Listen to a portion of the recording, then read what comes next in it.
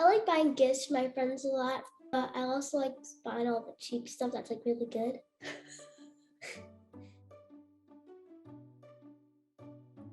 Stella's responsible for a lot of different things. She's responsible for buying her own clothes.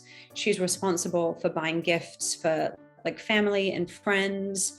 She's responsible for saving money so that if something goes wrong when she ultimately has a phone, she also saves money to give to charity. So that we have like some different, Like $100 to donate to charity, my choice. well, we have some different guardrails, right? Like it goes into those pots. But as time has gone on, we've been doing it for a little while. Those guardrails are coming off, and Stella's going to be managing that more and more on her own.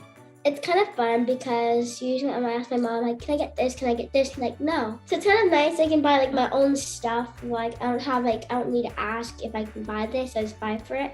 But it's also kind of challenging because I need like, say, like, so that's like $10. I need like, I only have $20. So I need like one more thing. That's like $5. It makes it kind of difficult, but it makes it kind of fun. It's kind of like a challenge.